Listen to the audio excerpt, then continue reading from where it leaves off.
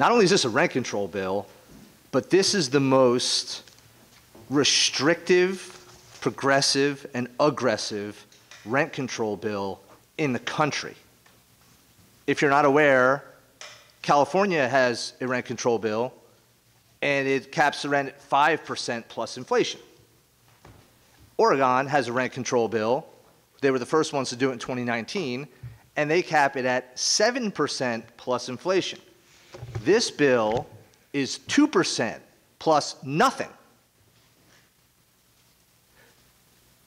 How one would think mobile home park owners can survive with such a restriction is absolutely mind-blowing to me. Sometimes I think that as a legislative body, we look at every bill in a silo and forget what's happening in the rest of the world. Not only what's happening externally, but we forget what we have just done.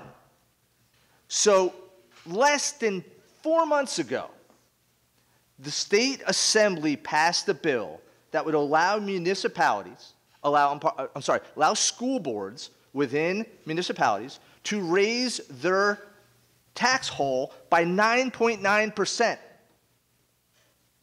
One of those municipalities that's going to do it is Toms River. Of the 270 mobile home communities, there are some in Toms River.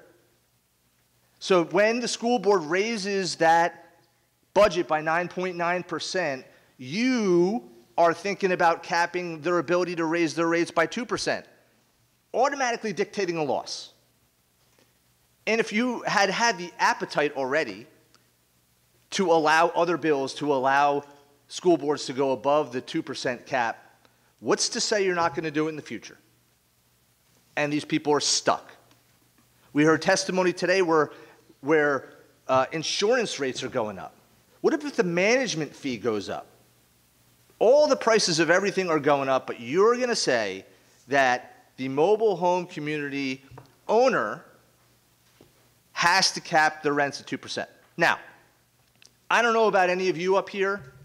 I go to a lot of fundraisers, a lot of place where there's donors and lots of wealthy people looking to court members of the legislature. I have never in my life bumped into an owner of a manufactured home park. So I don't think they're running around, driving their Maserati around New Jersey, spinning around, laughing about how much money they make. Most of these places are mom and pop owned places. People who've had that place for 57 years just trying to get by. Happy that they can keep the lawn mowed and keep the roads paved in and out so that their residents can be happy. And we, as a state, seem to look at them like they're these people that we can just siphon money from. The whole notion is ludicrous. And not only is the notion of rent control ludicrous, but for us to get so much more progressive than even California is insane. Here's what's going to happen. Not what might happen. Here is what is going to happen. Landlords in these mobile home communities are going to do one of two things.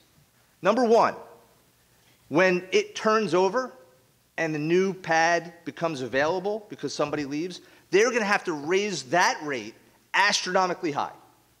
And then the next one goes, it's going to be raised high because there's no restriction on that, by the way. So they could double the rent. Somebody leaves, double the rent. Somebody leaves, double the rent.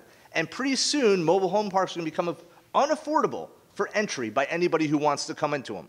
That's case number one. That will definitely happen, and that'll happen right away. But here's what will happen over time. These mobile home parks will be gone. Gone. If I owned one, I'm a business guy. If I owned one and I looked at it, I could only raise the rate by 2%, or I could let all the rents expire. Boom, boom, boom, gone. You move, you move, you move, because you can only have 24-month leases, I think it is in New Jersey. It might be 36, because they didn't want them to be too long to hold people in. So when the leases expire, you got to go, you got to go, you got to go, and now I'm selling my land to a developer, to like Assemblyman Oss said before, who's going to build all these high-rise developments so that the municipalities can meet their affordable housing obligation. And chances are those mobile home parks are already overlaid with affordable housing obligations because of the lunacy that we do in affordable housing. So there is not one logical reason anybody could give me anywhere on this bill. I will admit that the people who live right now in a mobile home community will benefit for a short period of time because their rent will only raise by 2%. But if they try and move, the rents will be higher. Or in 36 months, 48 months, 60 months, their home will be gone. And they'll be trying to get on a state waiting list for affordable housing somewhere else in the state. And I just hope for their sake it's somewhere close to the job they currently have. Mr. Chairman, of all the bills I've ever seen come through this body, this is the least thought out and most ridiculous. I'm a no.